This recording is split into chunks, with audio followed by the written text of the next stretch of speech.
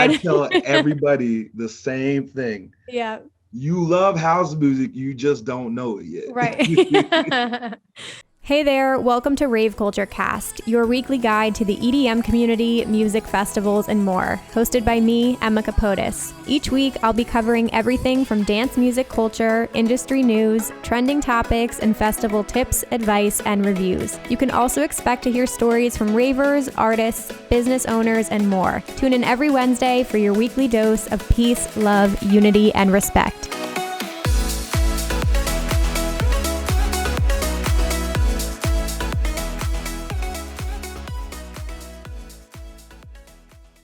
Hey guys, welcome back to Rave Culture Cast, your weekly guide to the EDM community, music festivals, and more. I'm your host, Emma Capotis. Happy Wednesday, fam. Welcome to the podcast. I feel like I'm such a moody vibe today. I don't know why. I'm wearing like very dark lipstick and I've got like black nail polish on. I don't know. We're very much in like the depths of winter right now, and I'm just feeling like these moody vibes today. But I hope you all are doing really, really well. I'm so excited to share today's episode with you. This is like a crazy week for me. I'm getting married this weekend, which is fucking insane. So it's been crazy, like I've been saying the last few months. But I'm feeling like in very high spirits, and I just feel very like grateful. And I feel the love around me and good energy and good vibes. So I want to bring all of that energy to you guys today. And hopefully you can spread that on and pass it on to other people. My guest coming on in just a little bit is also such like a burst of energy and is so much fun. So I think you guys are really going to enjoy today's conversation. But yeah, that's kind of where I'm at right now. So I'm like pre-recording a couple things before I go on my honeymoon. And get some much needed time off, but I'm feeling really good this week. So that's kind of where I'm at. I'm also rocking my little Plur hoodie, if you guys can see it on YouTube. It's hoodie season, and I just can't stop living in big, comfy clothing. And I gotta say, I just gotta shout it out. The Rave Culture Cast merch is where it's at, guys. Like, the hoodies are so fucking cozy. I live in them. This is just the Plur design, but I have the whole new collection as well. So if you guys need to stock up on any comfy clothes for winter, definitely go check it out. There's a link down below in the show notes. But with that being said, I just have a couple quick announcements here, and then I want to get right into the conversation. But first and foremost, I am collecting submissions. So I know it's been like a while since I've done user submissions where I'm reading your stories. And that was like such a huge part of Rave Culture Cast DNA, like starting this. Like I loved doing like your most embarrassing stories and festival stories and all that good stuff. So I'm going to try to bring that back a little bit more often. You guys can let me know your feedback on that if you want to see more episodes. But for this one, since we have Valentine's Day coming up, I've never done an episode talking about like, finding your rave bae or rave couples, really. I've spoken about my own experience, but I would love for any of you out there who have your rave bae or you're happily in a couple, I want to hear your stories. So I want to know how you guys met, particularly if you met at a rave or a festival. Like, we want to hear the love stories. We want to hear about love coming out of the EDM community, how you guys met, like what happened. So I'm sure we're going to have stuff flooding in for this, but it's going to be an episode coming out closer to Valentine's Day. So email me your rave and festival love stories to raveculturecast@gmail.com. That is raveculturecast@gmail.com. Tell me all about your love stories. Try to keep the email short, all right? I know some of you ladies will probably write me 2 pages. Like, try to keep it to a condensed story. You can also send me a voice memo if you want. Like, feel free to, attach like a very short voice memo to your email as well, and I can play that. So that's what I'm looking for. I need submissions in by February 4th, so you have a little bit of time, but please send those in. I can't wait to read those on the podcast. And the only other announcement this weekend on the 22nd, the company I work with, Gray Area, we are back with our 3rd edition of Ocho, which is our radio show that we produce with SiriusXM. It is exclusively on Diplo's Revolution on SiriusXM, and it's happening this Saturday. So it goes from 12 p.m. to 8 p.m. It is an 8-hour house music marathon with an absolutely fucking stacked lineup. They literally keep getting better. It's insane.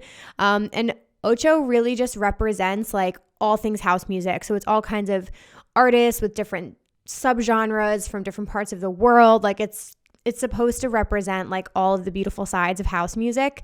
So that is happening this weekend. I think there's a replay on Sunday, and then we do upload the mixes. They are exclusive mixes specifically made for Ocho, so you will not hear them anywhere else, which is really, really cool. So we will be uploading majority of those to our SoundCloud after, but if you want to hear them live, definitely tune into SiriusXM this weekend. I just want to show you guys who we have because the lineup this time is like literally insane. So we have, where is it? Okay. Andrea Oliva from Switzerland is the first one. Clooney from the UK. Jay Wara from the USA. Love Jay Wara. Leila Benitez from the US. Medusa is here from Italy, Paco Osona from Spain, Shermanology from Curacao, and Wax Motif from the USA. So I'm so excited. It's going to be insane. So again, Enter Gray Area, at Enter Gray Area on Instagram, Twitter, all the things. Go follow. But yeah, check out Ocho this weekend. All right, guys, I'm going to get into our oldie but a goodie track here. So this is a new series I just launched. I was sharing my music recommendations with you, but I figured, I don't know, everybody shares like new releases and gives their opinion on them, but I kind of want to like take it back. So oldie but a goodie is me sharing older, in quotation, tracks that maybe you haven't heard in like a while, but they still fucking slap all these years later, and they're still like either a reason I fell in love with dance music or whatever. But you know what? Some of you might just be getting into raving now and you may never have heard of it. So this one this week is a classic. It is like the anthem of all anthems, in my opinion, that still like represents rave culture to this day. We still say this phrase. It's Eat, Sleep, Rave, Repeat by Fatboy Slim and the Calvin Harris edit. This came out in 2014. So this was like fucking prime like EDM bubble happening with like all of the progressive house, all that shit. Fatboy Slim has been in the game for 40 years. Incredible artist. But Eat, Sleep, Rave, Repeat just hits different, and I still love it to this day, and it's incredible. And he was just announced, I think he's on Coachella's lineup. So don't miss him. If you guys are going to Coachella, you have to see Fatboy Slim. Like, that will be fucking incredible. But I'm going to play a little clip of it here. You probably are living under a rock if you've never heard this song, but if you haven't, here you go. You're welcome. All he kept saying was eat, sleep, rave, repeat. Eat, sleep, rave, repeat. Eat, sleep, rave, repeat. Eat, sleep, rave, repeat. Sleep, rave, repeat. All right, you guys. So I want to introduce today's guest with you. He's somebody who came onto my radar probably within the last like year and a half, I want to say. Definitely throughout the pandemic, but he's one of my favorite underground house artists for sure. He was on my artist to watch list for 2022. I think you guys are going to see his name like everywhere. His name is Kyle Kinch. He's an incredible house artist. He does a lot of tech house, but in a space that's like very crowded. Obviously, like tech house was like the number one genre of 2021. He's got such a fresh, fun, groovy sound that he's like paving his own way, and you're gonna hear from him today. His like musical identity goes back pretty far. He's got a background in music, so in high school playing instruments to college, like where he started to dabble with DJing and discovered the world of house music. He's got a really cool story, and he found success with his release Manchester, which is one of my favorite songs, but it was the first song to be released on Gorgon City's label Realm. So that was really, really cool. And then that went on to gain support from a ton of DJs like Camel Fat, Fisher, David Guetta. It was played by a lot of them in their sets. And then he's gone on to play, he just did EDC Orlando. He's done Sunset Music Festival. He's spreading into the UK circuit as well. So I definitely think you guys are going to see Kyle Kinch's name in a lot of different places. Again, can't get enough of his music. Really, really love it. And I truly believe, I said this to him, but I believe you get what you put out into the world. And I just think he's such like a positive light in this community. So I have no doubt that he's going to get a ton of success coming his way. So please join me in welcoming Kyle Kinch to the podcast. Let's start from the beginning. Like growing up and when you were younger, like what was your first introduction to music? Well, my uncle was a musician. He was amazing at piano, but basically he could play any instrument. He could literally hear a song on the radio or something and be able to play whatever melody was going on. So he was just very musically inclined. And then like he would just show me everything he was doing. And like I was just absolutely fascinated. And my mom always cultivated that culture, about learning the music and stuff like that. So the second when I decided I wanted to start playing an instrument, she automatically jumped on it. So I started playing piano around like 5, 6 years old. And then when I got a little bit older, I graduated to the saxophone because, that's the sexiest instrument possible. Yes. Yeah. That's amazing. So I played that for a little bit, played that through high school. And then after that, like I kind of like lost a little bit of my inspiration to play, but music was still very heavy in my life, And when I got into college, I had some friends that showed me a few house tracks, and then like I was just obsessed. I was obsessed. So like I basically became a student. Like I just started studying everything that had to do with music, and then when I went to my first festival, that's pretty much came over. Yeah. history from that point on. Oh, that's so cool. That's so funny you mentioned that because I was going to ask you if like in school they made us play an instrument or like pick an instrument to play. So yeah, saxophone was it for you? Oh hell yeah, and I loved it too, man. But like sometimes when you're in that school atmosphere, they keep you so constrained in the fundamentals, and like I always had interest in like doing jazz, and stuff like that, very improvisational and stuff like that. So like I always felt like I was tied down, and then that's kind of what led to me not really wanting to play too much anymore, because it was just like, you're not doing what I'm trying to do, so why would I keep doing it, Right. But like I was still very ingrained into music. Like I had my headphones on nonstop. So, just even though I wasn't playing an instrument anymore, music's always been essential to my life. So that's amazing. Yeah. And I mean, even in dance music, like there are some fire tracks that have the saxophone on it too. So yeah, man. Maybe in the future is like incorporated. I don't know. I doubt I could pick it up again. I don't know. That'd be so funny. You're just popping off with the sax at your set. Right. That'd just come so out of nowhere. cool. Just That'd be so funny. Oh my God. So, okay. So dance music, house music came into the picture a little bit later, but yeah, I mean, where like was dance music ever like on your radar, or was that kind of like the first thing? So actually, it's really funny. I really like thought about this on a plane ride back from San Diego. When I played Audiotistic. They had Space Jam on there. And I was watching the movie and I'm like, yo, like I loved it as a kid. But what I really remember from Space Jam was the soundtrack was amazing.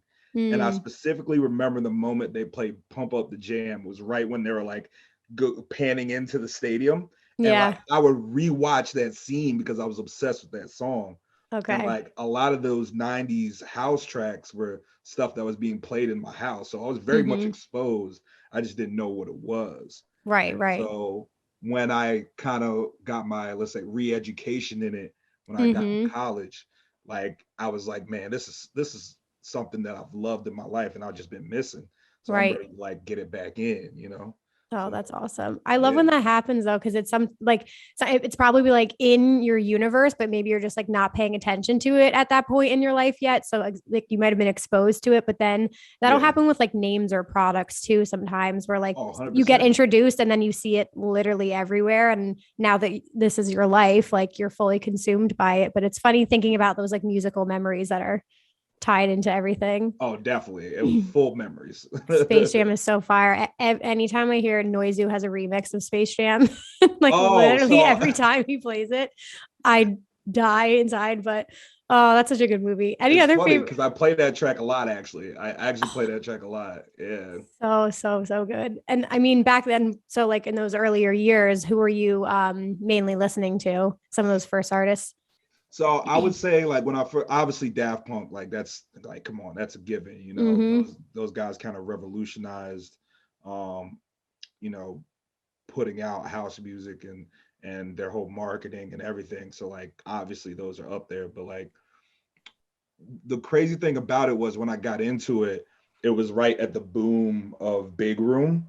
So you had like the Hardwells, the Aviciis, Swedish House. They were all starting to get, the crazy levels big. But Right. like while I was also listening to that stuff, I was also listening to like the underground. I was listening to like Mark Knight. I was listening to, Frankie Knuckles, because I was like studying. I'm like, where did this music come from? So like I was taking in both at the same time, when a lot of people were just kind of just as the mainstays. I was taking in everything. Right. Right. So like that's how I kind of feel like when I got my education in the house, I was kind of fully soaking it up like a sponge. And so that's why I think like my style is more kind of old school, because as I was like taking it in, like I was just like looking at Unclaimed, like this is how it started, Yeah. and this is where it evolved. Let's meet somewhere in the middle right there, So Oh, that's so cool. I yeah. mean, great place to get started too, because we're like around the same age. Yeah. So you were probably like in college when all of that Yeah, I era think, was like happening. yeah, freshman year, sophomore year, I think it was. I went to Ultra for the first time sophomore year, Oh, nice. Okay. and that was crazy. Good timing. Yeah. Good. Really good timing on your, on your Paul behalf. Cox in the tent. Oh man, that was life changing. He's on, the first time I ever saw him too was Ultra 2017. Yeah. But yeah, game changer. He has a whole stage named after him. It's like ridiculous. Yeah. The week after is when I got my first set of decks. The week after. Wow. Okay. I was like, that this sparked something in you. Oh yeah. Hell. Oh, that's awesome. Yeah. Oh my gosh. I'll have to send you a link to I wore this shirt to Arc Music Festival. It's from this company called Wasted Heroes. They're a UK based company, but they make like a ton of like house music related t-shirts and things like that. And it says like Knuckles Saunderson and like another artist on it. And it looks like an old like 90s house like flyer. It's really, really cool. Yeah. I'll have to send it to you. But yeah, I know. Did you get a chance to go to Arc this year? Because I highly recommend it next year. I did not, because I was actually playing Izu and they were the same. Okay. Yeah. Yep. But I really wanted to be at Arc, because I looked at that lineup and I was just like, I can't believe crazy. It. Yeah. It's awesome. I mean, that was my first trip to Chicago too, but to have it like in the birthplace of house, and then have this like combination of like these really major international artists, and then a ton of local artists who like pioneered the scene. It was really special what they did. So I'm glad they're expanding it to 3 days next year, because like we need it. I'm gonna have to do that next year. I've actually never been to Chicago, and I feel ashamed, because like no, it is the birthplace of house, and I know so many artists that live in Chicago. Like Kai from Gorgon City lives in Chicago. Anthony Atala, who's become a good friend, lives in Chicago. Man, Gene Ferris. So like that, I know a bunch of artists that live in Chicago. I just still haven't been there. That's so cool. I know. I got to meet Gene Ferris that weekend and I died. He's such a cool dude, bro. Like it's just like you could tell that like his music's his style. Like, he just it's amazing. Yeah. And I mean, the thing that was special, because like even with Izu, you played one of the after parties too, right? At the Mirage. Yeah. How was that? It was kind of crazy, because like the amount of craziness that happened that weekend is nuts. So like I was playing that post party, but like it was the day before my set though.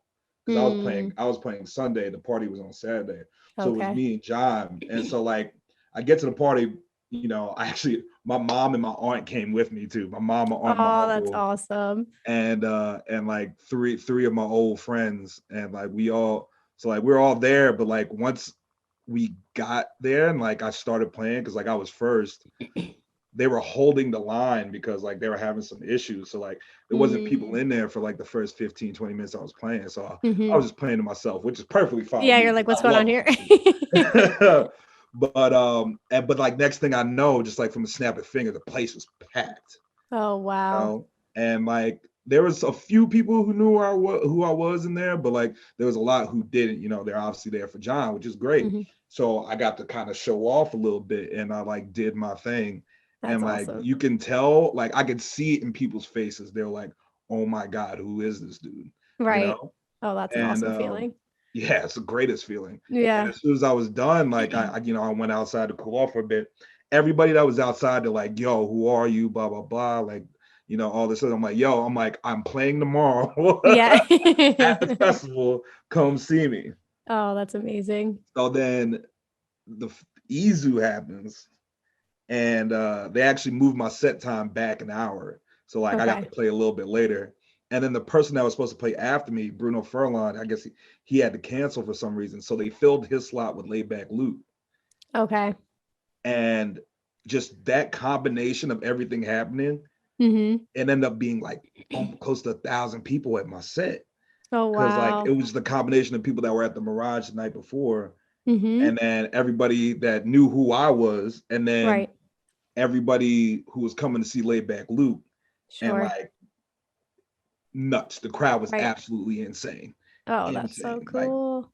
definitely one of the best crowds I ever played for. And like honestly, New York's always showed me love because I played Mirage with Gorgon before, and like they showed out heavy for that. So like, you know, it's definitely one of my favorite cities to play. But like that was just a truly special set, you know. Oh, that's so cool. And Yeah. were you over on the because they had like a newer house stage this year as Yeah. well? It was really dope. They had it set up. It was like in the cut, and they had like vines Yeah. and stuff everywhere, and like it Oh, was that's just so really cool. smooth. And like that whole lineup too, there was homies all over it because like Dom Dollar was playing later. Duke, you know, obviously me and Duke are good, and so like he was playing later. You know, I played my remix before, but I don't know. I felt kind of bad, but I was like, man, I gotta play it. Whatever. It's part mine, part yours now. Yeah, you know? exactly. But Oh, it's that's so okay. He cool. played one of mine later, so I That's got to pay back. awesome. Well, I'm kind of skipping around here, but I'm curious while we're on the topic already, because, you know, Izu has this new house stage this year. Then you've got festivals like ARC popping up. Like, what are your thoughts on like the state of house music in America? Because it clearly is having a moment and it's accelerating like crazy. I think it's absolutely amazing because we're reclaiming what is ours. You know, it started here. And, you know, I feel like there was a moment, you know, obviously just like I said, through what I studied, it seemed like there was a moment where like it just wasn't appreciated here, and it got kind of taken over by, you know, over in Europe, and it took off there. You know, I even remember hearing interviews of like guys from like Todd Terry, and I'm telling them like when they went out there, like they were getting so much love when they were out there, you know, and that's what kind of revolutionized it. And but like the fact that we're getting it back here and people are loving it, it just proves that like, you know, this music is something more. And especially it's a homecoming for, you know, the US crowd, you know. It's time for us to really get in it, you know. So it's a really beautiful thing. I will say that it is a very beautiful thing. Oh, that's so good to hear. Yeah, you know it's growing when like I talk to my subscribers and stuff all the time, and I have all these bass heads being like, all right, I'm really into house music now. I'm changing genres, and I'm like, yes. Listen, come over to the side. I tell everybody the same thing. Yeah. You love house music, you just don't know it yet. Right. Exactly. And it's just such a diverse like genre, and there's just so many different ways to explore it. I mean, you've been into house music from the beginning, but I think sometimes with people too, like it happened to me, there's like an evolution you go through, like big room started with big room, then, you know, you get into whatever. And I just feel like more and more as I've gotten into the scene, I just get like deeper and deeper into house and even techno as well too. So it's like an evolution that you have. Yeah, it's different flavors, you know what I mean? Once you realize that you like it, you know, you're like, all right, let me try a little bit more. And you're like, oh, I didn't even know this was over here. And like, the more you start to understand it, the more you get the different feelings and different emotions from each style of music, you know what I mean? Because like even here, you know, with me, like I've obviously, you know, I'm really entwined in this music, but like I find new artists and I find new styles that I like every day. You know, stuff that I play out normally is sometimes completely different than what I sit here and listen to in my house. You know what I mean? It's like it's different vibes. Even that, you could catch me at an after party playing, and I'm playing completely different than what you'd see me out at a festival or you know 4 a.m. at a club, you know. And it's just like the being able to have that versatility, you know, to be able to have that like extended bag of records that are all different vibes and emotions, you know. It's just it really is a beautiful thing, you know. So like it's what you into, you know. I love it. We're over here listening to like our Space Jam soundtrack Oh, and Jock Jams yes. Are you now look, in our look, look. free time. I was out at the court yesterday shooting some hoops, and I was playing was it Come On Ride That Track? Yes. That That's just that shit, unlocked a yo. memory deep within me.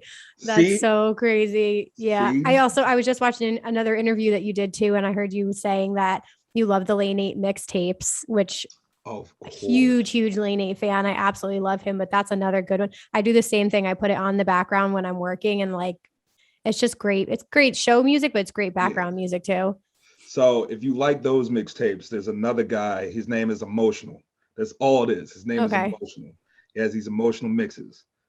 Very much in that Lane 8 style, but almost deeper. Like Okay. it's exactly what they said. It's Yeah. emotional. Listen, he comes out with them every month on the first of the month, Oh, like that's awesome. clockwork. Listen, check those out. I'm Okay. obsessed with those. Oh, I'm Like, so excited. I'll listen to them back to back for hours. So definitely check that out. There's just like the art of like putting that together too. Like I can't even imagine. But anything else? Yeah, like what else do you like to listen to outside of house? Outside of house, well, I was obviously raised in a hip hop because like I was actually born in Brooklyn, so like my brother who's a lot older than me, he's about 8 years older than me. He was like growing up. He was growing up as a teenager in the Biggie era, Yeah. So like that rubbed off on me. So like when I'm not listening to house, like I'm usually listening to like Nas or a Tribe Called Quest or or Biggie himself. Like I listen to a lot of that stuff, or even Cameron and Dipset and all that stuff. But recently though, I'm a big fan of the group Jungle. That is like they are my absolute probably my favorite band to listen to because it's just like Awesome. they just have that really groovy, almost like BG 70s style, but like with a new flavor to it. And like, I just can't help but like, I'll sing their songs in the shower. Like, you know what I mean? Like, that's the thing. I got the last two albums on CD and vinyl. Like I am a fanboy for them. So oh, that's so good. I'm gonna have so many like notes written after this of like this is what I love. New music to discover.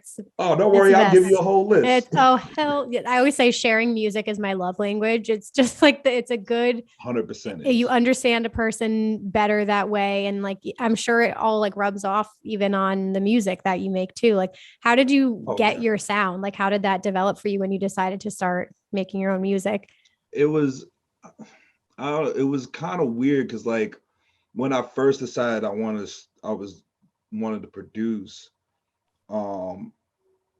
it was kind of coming off as more of like I was going for like the disco style, but like I still had all those other influences that like I really enjoyed. So like Mark Knight and I'd say Gorgon City themselves, like those are guys that I really like looked up to. So I was trying to make music like that. But obviously when nobody tells you that when you start producing that your first track's kind of gonna be garbage. You know what I mean? And the worst thing is you're gonna know it because obviously you decided you wanted to make music. So you obviously had good taste in music. So clearly the shit you're making is bad. Right. So, you just gotta get it out. Yeah. Nah, you gotta get it out. And honestly, when I go back and listen to some of those tracks, I could really hear them like they weren't entirely bad. There was good roots in there. It's just like I just didn't know quite what I was doing yet.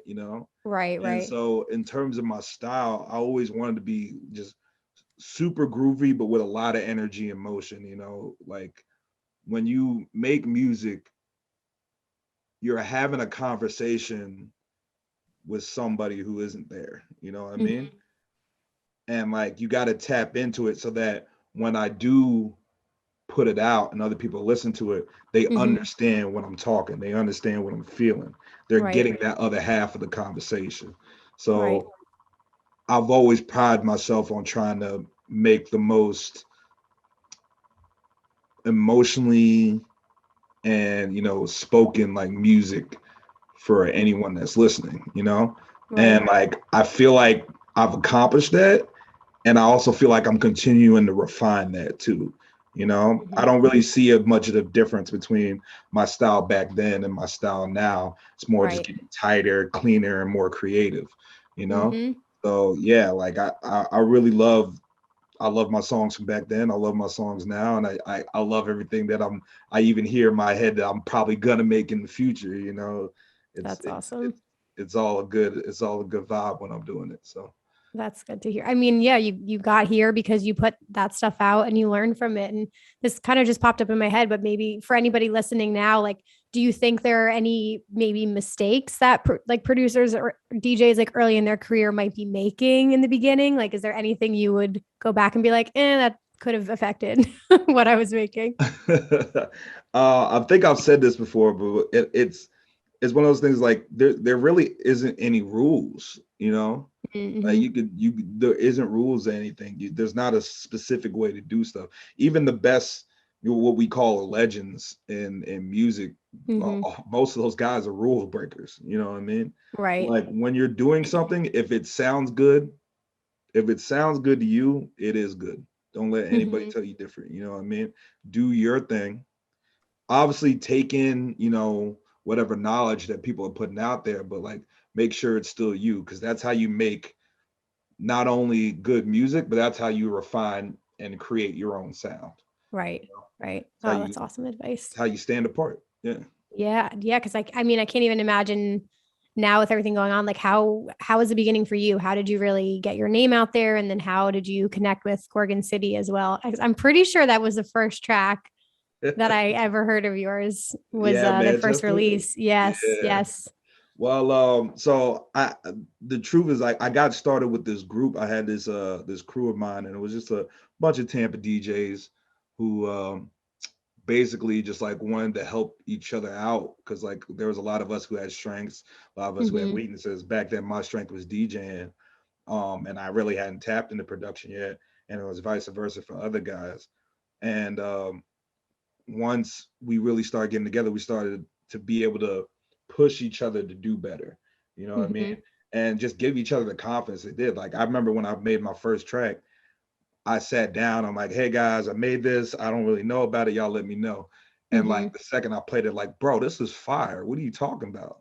Right. And like that's what got me to be like, okay, I can do this, Mm-hmm. and having that push was so crucial. You know what I mean? Because when you're just sitting there, you're doing it by yourself, like you really don't know. Mm-hmm. You want some outside validation so you can be like, okay, what I believe is what I'm doing. Mm-hmm. Yeah. So I started making a few more tracks. I started putting them out. People are liking them. I'm playing it out. People are liking them.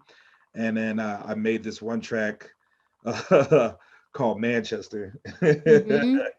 And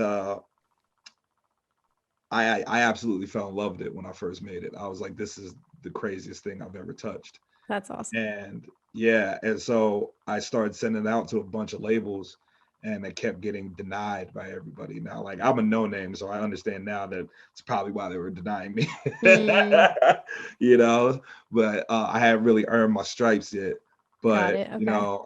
I kept believing in the track, and it got to the point where it was almost a good 8-9 months before Wow. I'd even sent it to anywhere that would even listen. And Mm-hmm. then finally, I saw Gorgon had posted that they were gonna do demos for Realm, and I'm like, Mm, oh, that's a sign right there. I'm this sending is it it. in. So Yeah. I sent that in with like 8 other tracks I had, Yeah. and the next morning I get an email from him and saying, "Yo, we love all these tracks, especially Man Do It To Me and this other track, The Groove." And they're like, "Yo, like we're gonna test them out this weekend in Ibiza. We'll keep you Oh posted." my God. And like I Yeah. saw that and I was just like, "Oh my God." I'm like, "No way," but I'm like, "It's just the email though. Like you don't Call your friends. Go to Ibiza right now. really." You need to hype this song up. Yeah. Well, that Monday I get another email from them, and they're like, "We love these tracks. We want these to be the first on Realm."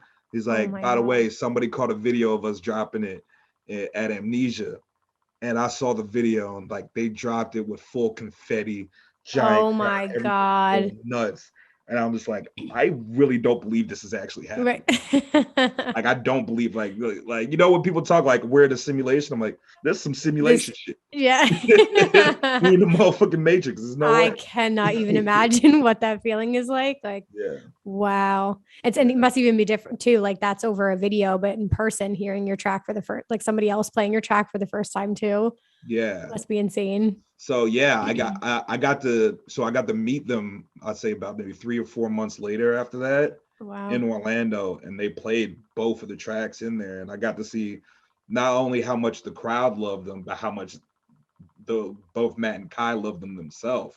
Like they generally enjoyed the tracks, and being able to see that on their face made me so happy, because it felt like I'm like, not only am I getting validation on my music and what I think is good, I'm getting validation from people that I look up to, that people that are my inspiration. And that just gave me the confidence to really dive heavy into my sound and my production. And it really helped me, my career take off from that point. That's So, amazing. Wow. Oh, that's such a cool feeling. I know I saw your video too. I think it's like still up on your Facebook of Fisher dropping one of your tracks also too. That was crazy. I Yeah. didn't even it was some random person hit me up on this that's like, yo, I think Fisher dropped a track in Australia. I'm like, what? That is the craziest thing ever. Wow. So crazy, man. So how is it now? Like we talked a little bit about the Izu after party, but now like performing and stuff like that. What are your sets like, and how do you prep for them? Because you got print works coming up. So yeah, man. So like it's kind of weird because like, I'm a very vibe oriented DJ, So like whatever energy that I'm feeling at that moment is what I'm gonna do, what I'm gonna play. Like I said, when I was telling you that, when I make my songs, it's like having a conversation when somebody's not there. When I'm DJing, it's having a conversation, but a million of people are there. Right. So I'm feeding off of what they're giving me. And so like the way I kind of prep for that is like, well, I listen to all the music that I'm listening to right now, and everything that I have in my repertoire, stuff that I love in the past. And I'm like, okay, this is the type of place I'm playing. I think this is what I'd want to play there, right?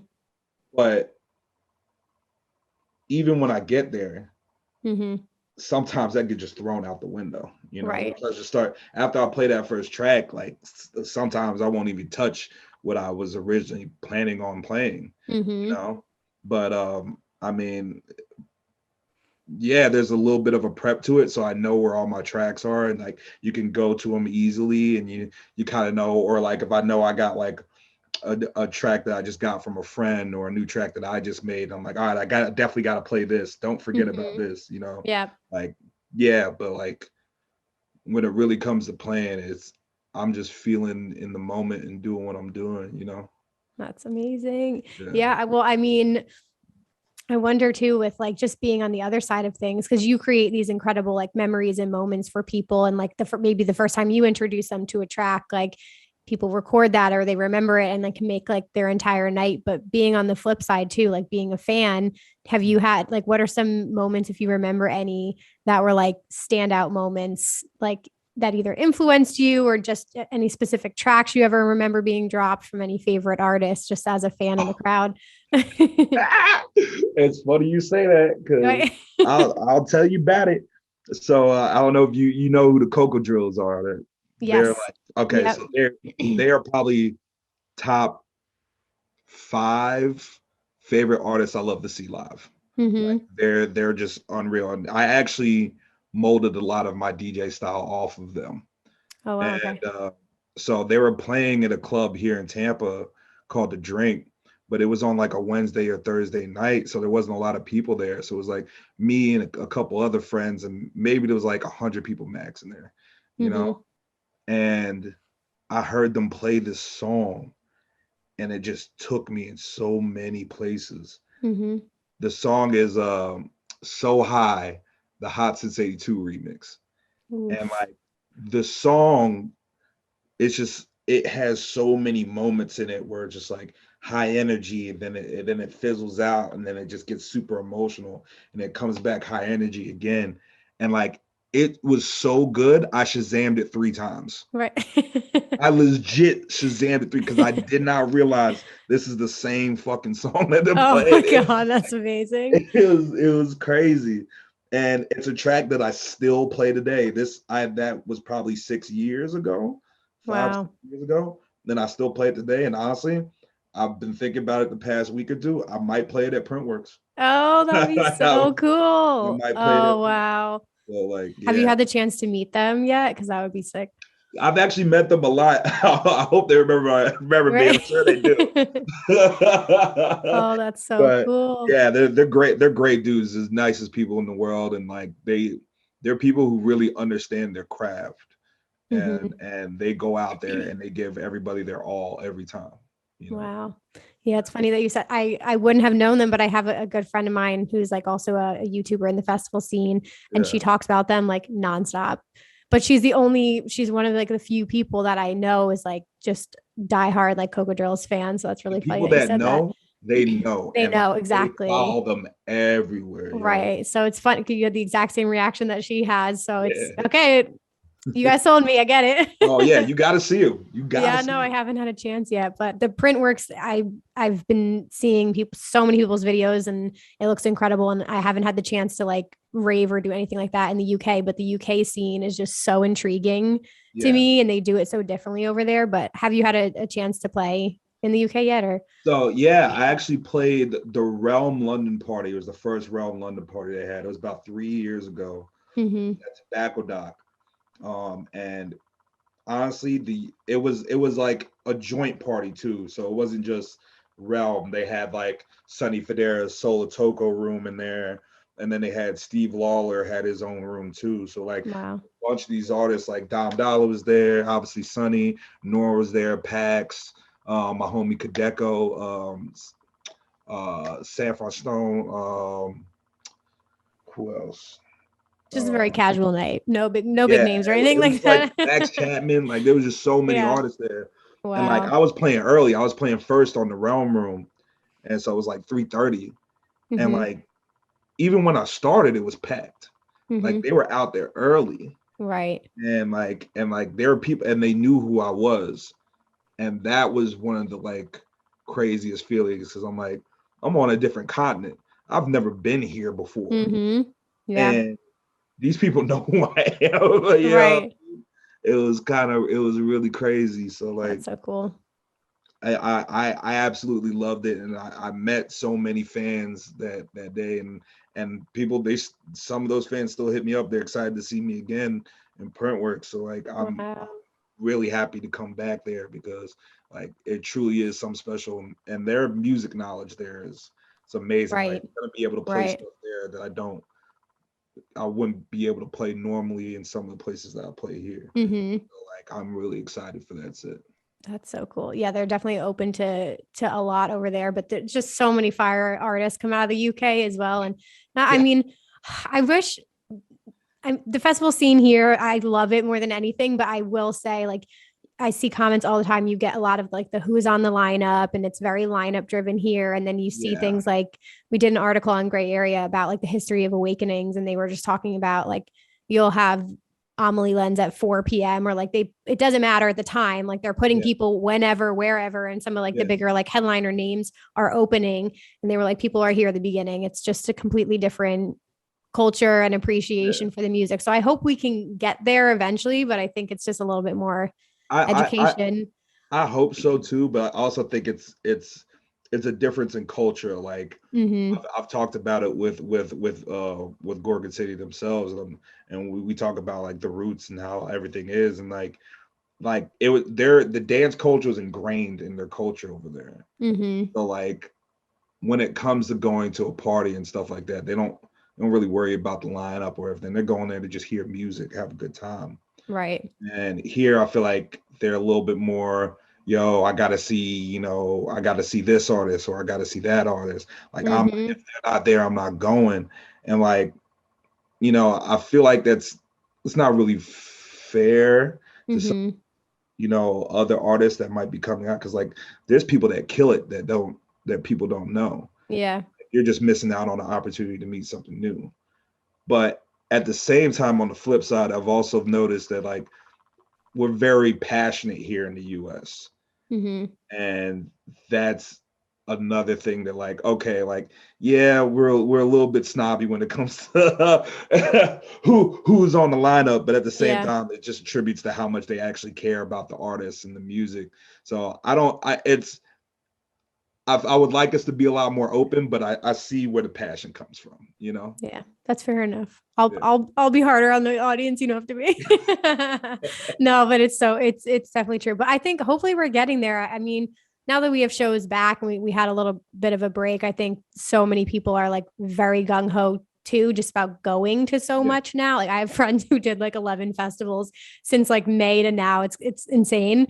But I mean, looking forward to next year. Hopefully, this year was weird because things were opening up like mid year and like festivals and shows had to figure things out again. But hopefully next year we're like gonna start fresh. And what are you looking forward to next year? Like what's coming up for you? Where are you playing? I got some places to play, and I don't know if I'm allowed Yeah. to say yet. All right, we'll keep you posted. But best believe we're definitely going strong. Also got a lot of Awesome. releases set for next year too. So I'm ready for like it's gonna be a big year. So Mm-hmm. ready to tackle it. Oh, that's so exciting. Cool. Okay. So last like speed round here, since it's the end of the year, my final episode every year is like best of dance music. And I kind of reflect back and, Spotify rap just came out, all that good stuff.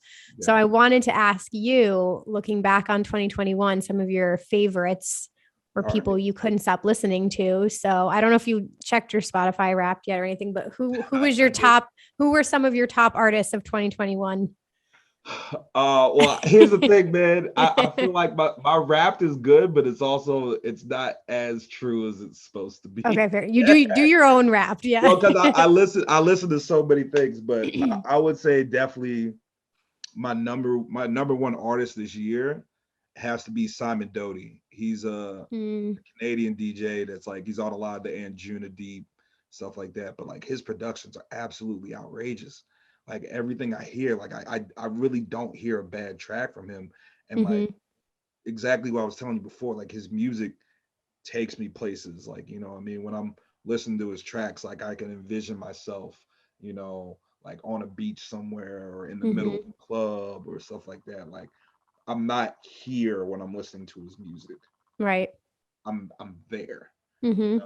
So like I really love his stuff, and like he just had a release on Realm too, Party with a Purpose, and like I heard Gorgon play the track like maybe 4 months before it came out, and I'm just obsessed with the track. I'm like, I love this, and Yeah. then I find out it's coming out on Realm. I'm like, fuck yeah, yo, that's the only place it's gotta be, yo. So, Even better. Yeah, he's definitely up there. And then there's another there's an African DJ named Argento Dust. He's like, like kind of in the black coffee realm type of Afro house, but like his music is so good, and like there's so many South African DJs and DJs that do Afro house that just aren't really known over here, but their music is absolutely amazing, and like it's a different level, Yeah. And I love just listening to it. Like that's honestly my go-to, like when I'm just chilling, I don't know what to listen to, like I'm throwing that on. Love that. Oh, I love that. There's like kind of a theme going here too, with like a little bit more melodic and deep house. It sounds, yeah. Oh, most definitely. It takes you somewhere. Yep. Oh, Black Coffee's incredible. Okay. Next one. Favorite album release of the year. I gotta go with my boys, man. Gorgon City, man. That Olympia album is absolutely amazing. I be singing Oxygen in the shower also. Yes. And like if there's one thing that those two are, it's consistent. They consistently kill it, man. Like their first album was legendary. Their second album, was like, I mean, come on, people are still singing all those songs. Right. And this album, they kind of just switched to the other foot. They flipped it, I mean? They just and like it is still just amazing. So like to be able to keep producing at that high level just shows you how good of an artist they are. and not just artists, they're just great people too. So like Right. I always love to hear their music because I hear their personalities in it. You know, it's amazing. I completely agree with you. Spoiler alert, that's my album of the year. Yeah, They were my number 2 artists on the Spotify we, Rap, but we think alike now. We on it. We on it's the because of same the album. Yeah. And speaking of musical memories from before, I don't remember like how it happened, but their last album, they did an album release party in New York City. And my friends and I were like, Yep. I don't care what tickets, like we have to go. And it was a club Output in Brooklyn, and they did it on the roof, and like you could only fit so many people. And I just remember like they played the entire album, every single song, and I'll never forget that show as long as I live. Like those special moments that happen that will never happen again. It's like incredible. Amazing, Okay. amazing. Might be hard to pick. You can pick a few, but favorite release of the year, favorite track. So it's gonna go to my other guys that are right up there. They released the album too, Dusky. I love their album equally, but like I said, like man, you know, Dusky always likes to push the boundaries of stuff, and every album they have is vastly different than the previous. But the main track on it, Eros, unbelievable. It's just like a old school. It's kind of old school UK garage with this absolutely infectious like vocal on it. It's just like you got some girl in the back. She's just like, "On my mind is you," and like you want to talk about those songs, and like it don't matter what type of day you're having. The second it starts playing, you get goosebumps all over your body. Yep. That's the type of track it is. Oh, And that's like amazing. honestly, I'm probably gonna listen to it right after this podcast. Like, now I got myself all riled up. I gotta listen. I know you're such a good storyteller as well. Like you take people someplace, so that's amazing. Okay, yeah, we've got a whole playlist set up here. Last 2, favorite label of the year. Favorite label. Ooh. Man, I feel like they have so many labels like stepped up and put out so much incredible music this year. It's ridiculous. So many labels that have done so well this year. Man, I know. I stumped you. I know you stumped me on this one, man. You stumped me on this one. You know, it's tough. I really think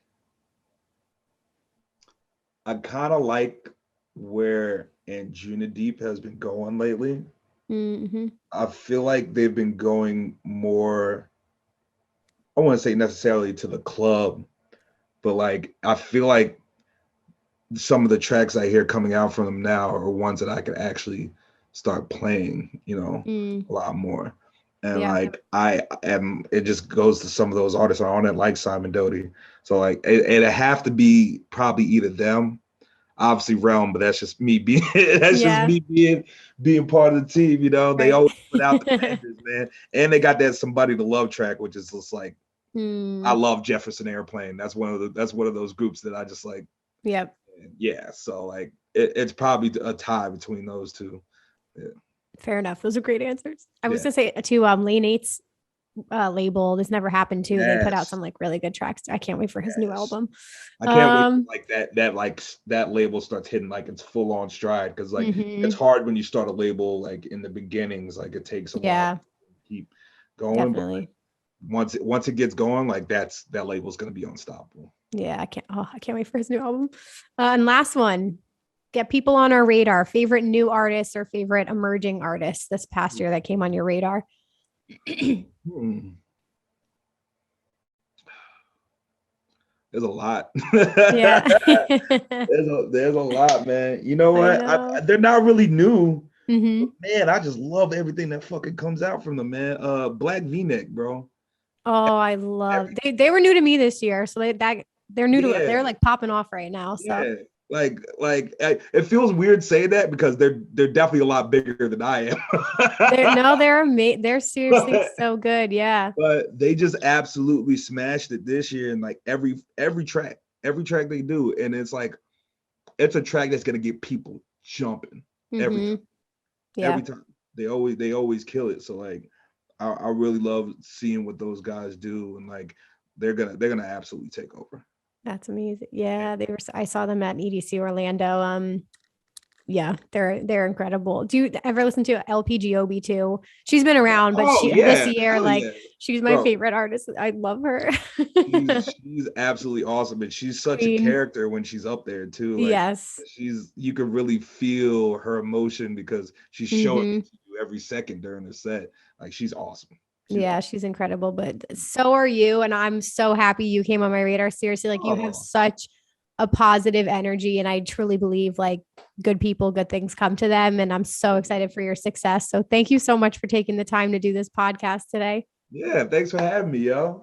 Of course, of course. And we're gonna have like a full playlist out of all of the recommendations you Oh yeah, you I gave got you. Don't today. worry, I So I'll got you. send you an email. But Yeah, thank you so much for being here. Kyle, hang tight, everybody else. I will be back in just a second with some EDM news. yeah. Alrighty, you guys. I really, really hope you enjoyed that conversation with Kyle. Again, could not be more excited about where he's headed. And I think he has got such a fresh sound. So please, please, please go show him some love and support. Give him a follow at Kyle Kinch Music. Stream his music on any platforms, SoundCloud, Spotify, Apple Music, whatever it is. Show artists support by showing up for them. The smallest things make a difference, like leaving a comment, sharing a link with somebody, like all those little things really, really add up. So please support our underground artists. We love to see it. So really excited he was able to come on the podcast, and I can't wait to see him live, hopefully very soon. So with that being said, you guys, I just have a couple things to talk about. I literally have 1, 2, 3, 4. Okay, I have 5 festival lineups to talk about, so I'm not going to go through all of them because it's just insane. This past week they've just been like dropping like crazy. I think 3 of these dropped the same day, but we have the Bottle Rock lineup, which is a festival that takes place in Napa. That's like a multi-genre festival. We have the Skyline Festival coming to LA, which is like crazy good house and techno. That's happening in February. Coachella finally dropped their lineup. Forbidden Kingdom dropped their lineup. That is way more bass heavy. And then Ubbi Dubbi also dropped their lineup. So we have a lot of options, a lot of things to choose from.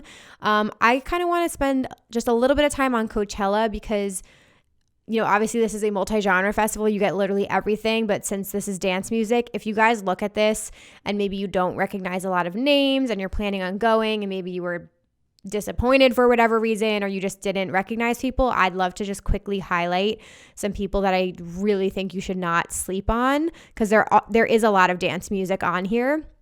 So on Friday, Louis the Child, I still haven't seen live, but I know that people love them and they're supposed to be really fun. So I would check them out.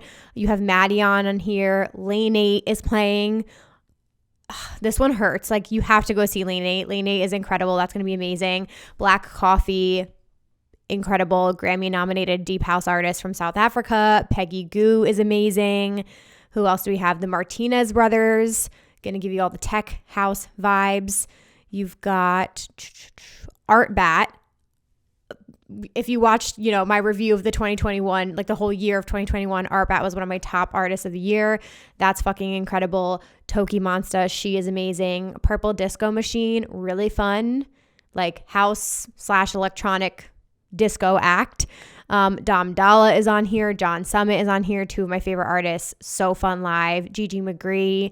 Going to give you a little bit more bass vibes. And then Somi is an emerging house artist. So that's who I would recommend for you guys on Friday. Alrighty. And then on Saturday, you got Flume, Disclosure. Who else? I would see, you got Chami, Dixon, all good options. Sorry, Richie Houghton is good. Chris Liebing. Anna you've got some good techno options on here, honestly. Paco Asona is legendary. Vanessa, if you need house music. Layla Benitez, also a really incredible house artist. Whipped Cream throws down. She's so much fun live. She, I guess, is a little bit more on like the bass side. And then you have, I think it's pronounced Mayan. She's also an emerging house artist who's really fucking good. And then Sunday, I don't think there was as much. Fatboy Slim, you have to go see Fatboy Slim. We've already talked about that today. Slander, honestly, Slander on here is kind of fire. So that's going to be a little bit heavier for you. Solomon, really good house artist as well. Very different vibe. Duck Sauce, I'm pretty sure that's A-Trax, alias Duke Dumont. I still have not seen Duke Dumont, and it physically pains me. I would not miss Duke Dumont. Honey Dijon is a legend. She's incredible. Michael Beebe for house music. Channel Trace, I would say, is a good one. And then I think that's pretty much it. Latrella's Deep House and Ameme. I would recommend Ameme as an upcoming artist as well. So that's everybody for Coachella. Again, you've got tons of other options for other lineups out there. I won't go through those now, but some other festival news. We have Project Glow, which is a brand new festival coming to the Washington, D.C. area, which is super exciting. If you're like me, there's not that many festivals like near the New Jersey area. We have Electric Zoo and we have Firefly, but that's kind of it. There's not that much. So this is only a 3.5 hour drive. So for the tri-state area, this is a good option. But it's really cool. It's in partnership with Insomniac and Club Glow. Somebody said this to me. They commented, they were like, Emma, they made this lineup for you. I can't fault every single artist on this lineup I want to see. That never happens. That literally never happens. The whole lineup isn't good in my opinion. You've got Above and Beyond on here and Seven Lions, who are two of my favorite artists. You've got West End and Walker and Royce, like so much good house music. Nostalgics, who we just had on the podcast. Medusa, my girl Blossom, Grizz, John Summit, MK, back-to-back Sunny Federa, Noizu. Like, I can't even talk about it. Everybody is good. I'm definitely going to be going. It's April 30th and May 1st, so it's only a 2-day festival, and I believe it's 2 stages, so it's definitely a smaller festival, but I'm excited to capture content and get a vlog for you guys and show you how the first year goes. Last 2 things, Slumberland Festival is something that was just recently announced, which we don't have too much information on it yet. There is way more to come, you guys, so stay tuned.